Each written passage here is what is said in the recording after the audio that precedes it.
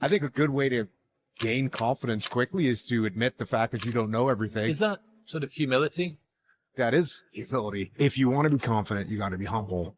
And then when you're humble, then you are more confident because you're okay with not knowing that I don't know how to do this, or I'm not sure of myself right now, or I'm lacking confidence. So I'm going to pretend to be confident. I think that's problematic. What's your advice for how people can be more confident in their decisions in life? Like, where does confidence come from, in your opinion? I think confidence comes from,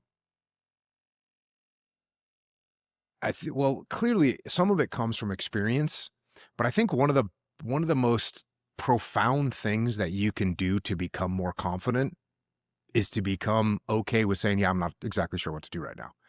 And if you can say that, all of a sudden the world becomes just a lot easier. And, if we're in a meeting and we've got some, a project that we're going to get started on, and it's something I've never done before, and I'm the boss, and I say, hey, Chris, I'm not really sure what to do right now. Well, that's okay. And you go, well, actually, at my old company, we did the same thing. So let's make this move. And I go, okay, that sounds like a good place to start anyways. And so now we get started. Whereas if I come in and I'm like, I don't want Chris to know that I don't know how to do this, or I'm not sure of myself right now, or I'm lacking confidence, so I'm going to pretend to be confident. I think that's problematic. So I think, look, no one knows everything. No one makes all perfect decisions. No one understands every element of the world. So I think a good way to gain confidence quickly is to admit the fact that you don't know everything, and just be okay with saying, yeah, I'm not really sure what to do here. Does that lower the pressure, lower the bar of self-expectation? Absolutely. I think it lowers the bar of self-expectation, not to a negative point where it's like, oh, I've got low expectations of myself. But if I was to be coming up here to sit down with you and have this talk, and I was thinking, what if he asked me about something I don't know about? What am I going to do? And I'd be a little bit panicked. And then you'd ask me about car racing, Formula One racing, right? Which we were talking about before we started this. And now all of a sudden you said, well, hey, in Formula One, the drivers do this. What do you think of that protocol? And I was like trying to formulate in my head, pretend like I know what I'm talking about, when I don't. So instead I just say, oh yeah, I don't know anything about car racing. So you tell me.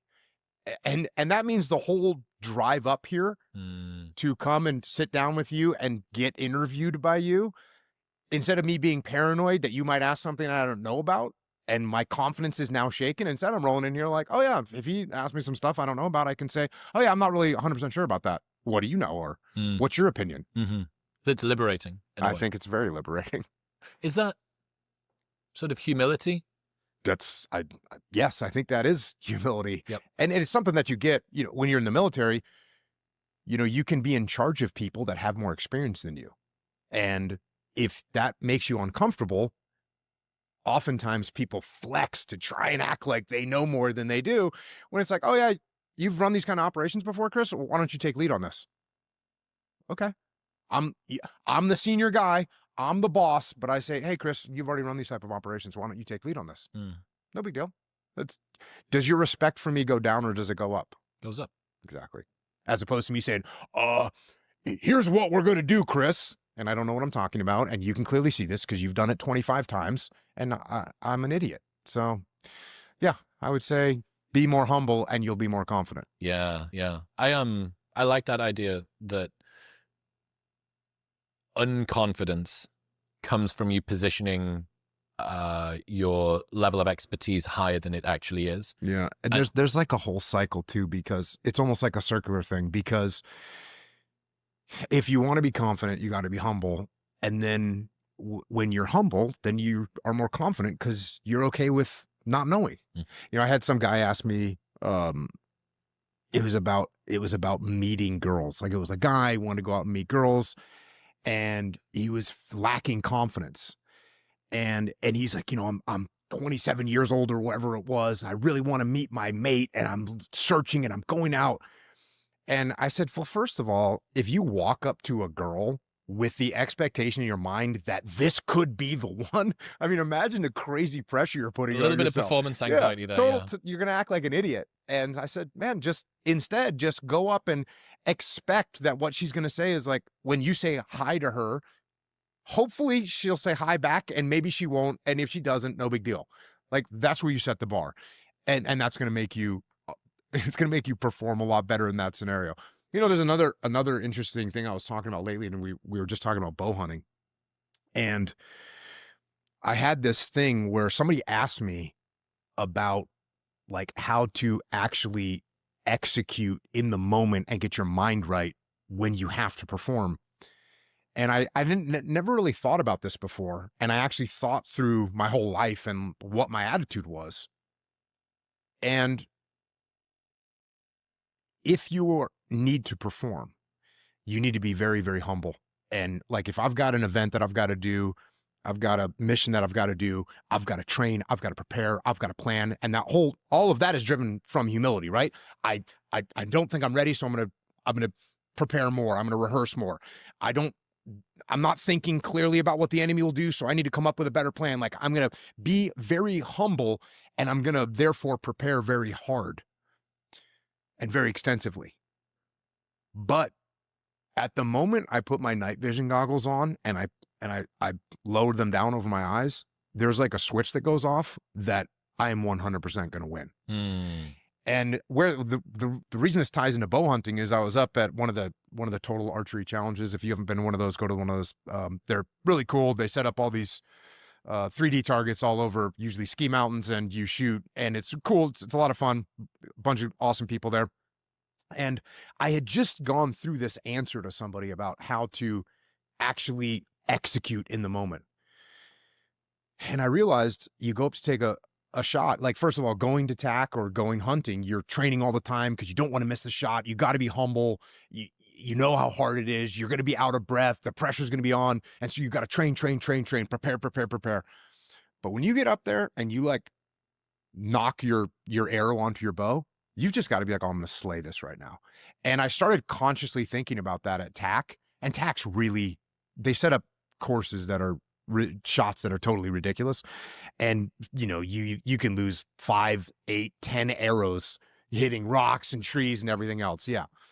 And I went up with that attitude, and I shot the whole course with one arrow, which is, look, is there luck involved? Yes, there's luck involved. But still, it's like that attitude of, hey, I'm walking up, I've trained, but now I'm going to just go slay this thing.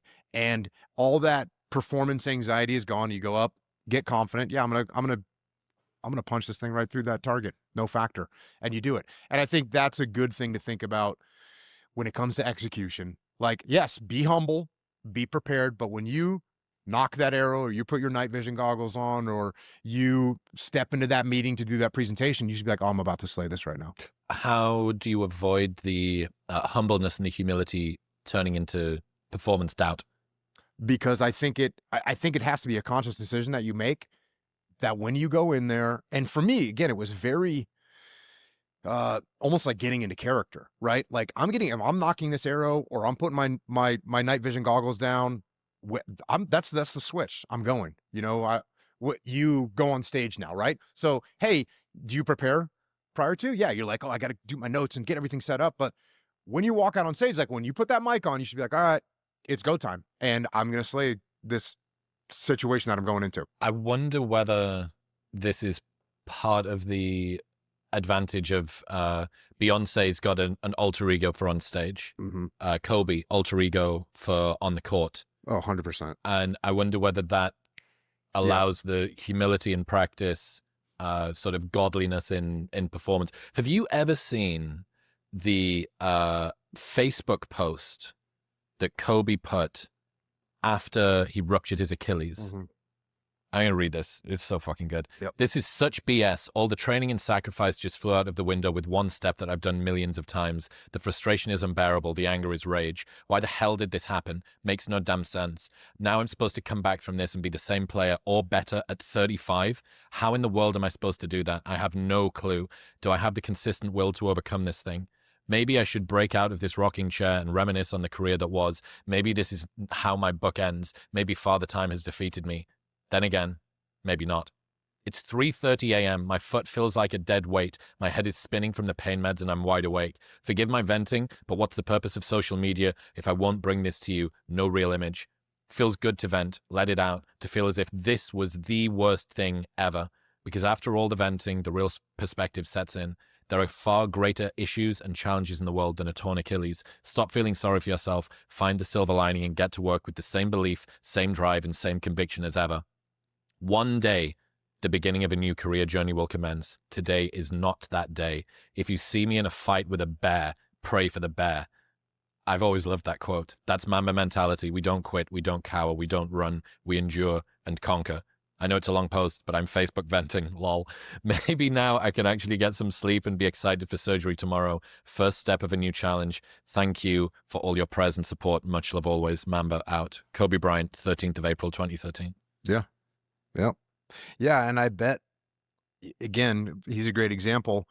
He wasn't walking around arrogant thinking, hey, I'm so good that I don't need to practice. No, he was the opposite, practicing more than anybody else. And that way, again, going into the game, give me the ball.